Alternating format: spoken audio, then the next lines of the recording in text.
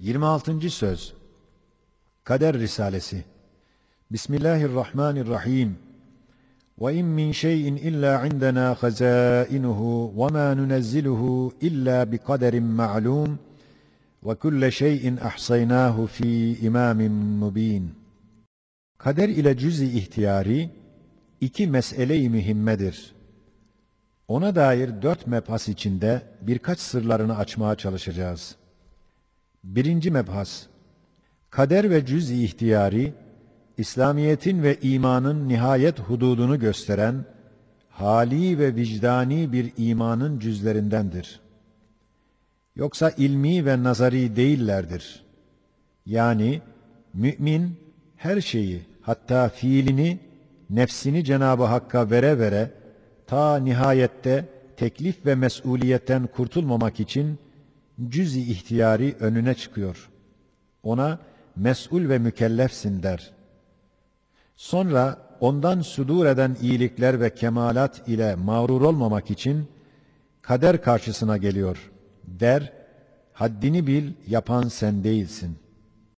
Evet, kader cüz-i ihtiyari, iman ve İslamiyet'in nihayet meratibinde, kader nefsi gururdan ve cüz-i ihtiyari adem-i mesuliyetten kurtarmak içindir ki, mesail-i imaniyeye girmişler. Yoksa mütemerrit nüfus-u emmarenin işledikleri seyyiatının mesuliyetinden kendilerini kurtarmak için kadere yapışmak ve onlara in'am olunan mehasinle iftihar etmek, gururlanmak, cüz-i ihtiyariye istinad etmek, bütün sırrı kadere ve hikmet-i cüz-i ihtiyariyeye zıt bir harekete sebebiyet veren ilmi meseleler değildir. Evet, manen terakki etmeyen avam içinde kaderin caiz istimali var.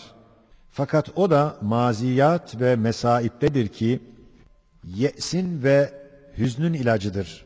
Yoksa maasi ve istikbaliyatta değildir ki, sefahate ve atalete sebep olsun. Demek, kader meselesi, teklif ve mesuliyetten kurtarmak için değil, belki fahr ve gururdan kurtarmak içindir ki, imana girmiş. Cüz-i ihtiyari, seyyiata merci olmak içindir ki, akideye dahil olmuş. Yoksa, mehasine mastar olarak teferrun etmek için değildir. Evet, Kur'an'ın dediği gibi, insan, seyyiatından tamamen mes'uldür. Çünkü seyyiatı isteyen odur. Seyyiat, tahribat nevinden olduğu için, insan bir seyyiye ile çok tahribat yapabilir. Müthiş bir cezaya kesbi istihkak eder. Bir kibrit ile bir evi yakmak gibi. Fakat hasenatta iftihara hakkı yoktur. Onda onun hakkı pek azdır. Çünkü hasenatı isteyen, iktiza eden rahmet-i ilahiye ve icat eden kudret-i Rabbaniyedir.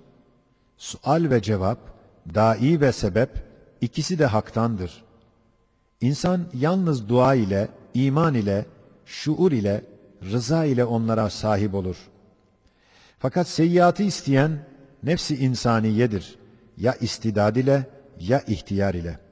Nasıl ki beyaz, güzel güneşin ziyasından bazı maddeler siyahlık ve taaffün alır, o siyahlık onun istidadına aittir. Fakat o seyyiatı çok mesalihi tazammun eden bir kanun-i ilahi ile icat eden yine haktır. Demek, sebebiyet ve sual, nefistendir ki, mesuliyeti o çeker.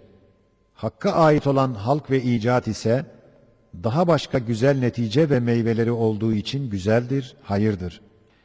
İşte şu sırdandır ki, kesb-i şer, şerdir, halk-ı şer, şer değildir. Nasıl ki, pek çok mesalihi tazammun eden bir yağmurdan zarar gören tembel bir adam diyemez, yağmur rahmet değil. Evet, halk ve icatta bir şerri cüz'i ile beraber hayrı kesir vardır. Bir şerri cüz'i için hayrı kesiri terk etmek, şerri kesir olur. Onun için o şerri cüz'i hayır hükmüne geçer. İcad-ı ilahide şer ve çirkinlik yoktur. Belki abdin kesbine ve istidadına aittir.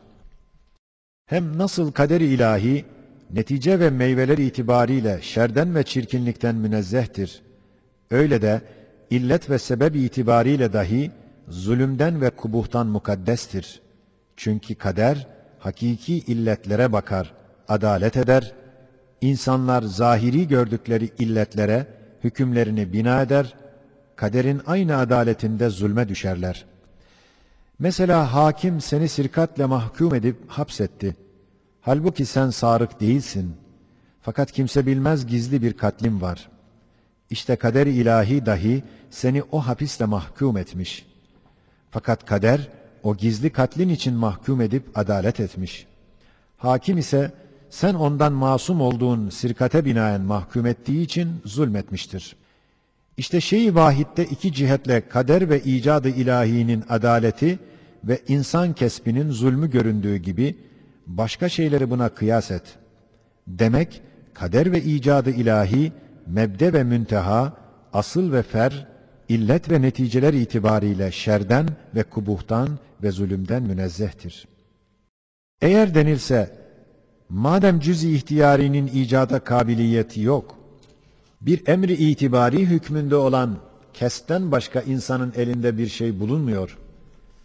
Nasıl oluyor ki, Kur'an-ı Mucizül Beyan'da Halık-ı semavat ve arza karşı insana asi ve düşman vaziyeti verilmiş. Halık-ı arz ve semavat ondan azim şikayetler ediyor. O asi insana karşı abd-i mümine yardım için kendini ve melaikesini tahşid ediyor. Ona azim bir ehemmiyet veriyor.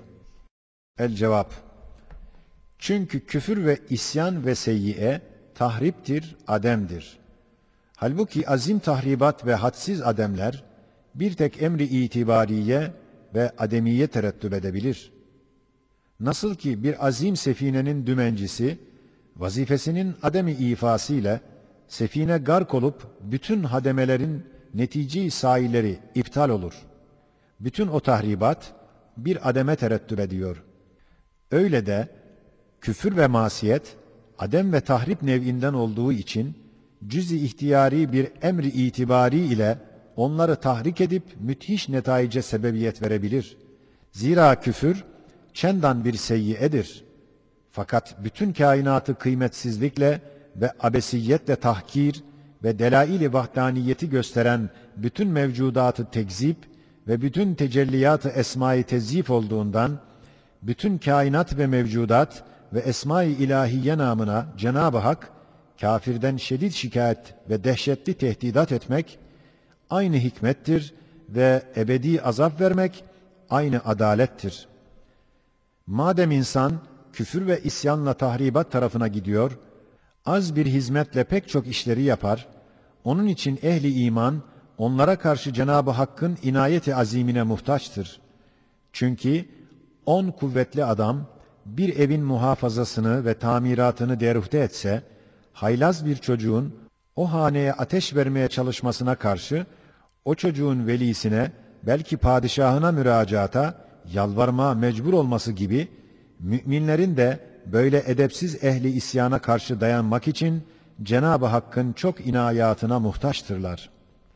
Elhasıl, eğer kader ve cüz-i ihtiyariden bahseden adam, ehli huzur ve kemali iman sahibi ise, kainatı ve nefsini Cenab-ı Hakk'a verir, onun tasarrufunda bilir, o vakit hakkı var, kaderden ve cüz-i ihtiyariden bahsetsin.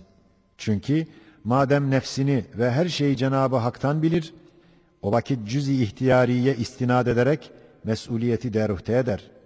Seyyata merciyeti kabul edip Rabbini takdis eder. Daire-i ubudiyette kalıp teklif-i ilahiyeyi zimmetine alır. Hem kendinden sudur eden kemalat ve hasenat ile gururlanmamak için kadere bakar, fahr yerine şükreder. Başına gelen musibetlerde kaderi görür, sabreder. Eğer kader ve cüz-i ihtiyariden bahseden adam, ehli gaflet ise, o vakit kaderden ve cüz-i ihtiyariden bahse hakkı yoktur. Çünkü nefs emmaresi, gaflet veya dalalet saikasıyla kainatı esbaba verip, Allah'ın malını onlara taksim eder, kendini de kendine temlik eder. Fiilini kendine ve esbaba verir. Mesuliyeti ve kusuru kadere havale eder. O vakit nihayette Cenab-ı Hakk'a verilecek olan cüz-i ihtiyari ve en nihayette medar-ı nazar olacak olan kader bahsi manasızdır. Yalnız bütün onların hikmetine zıt ve mesuliyetten kurtulmak için bir desise-i nefsiyedir.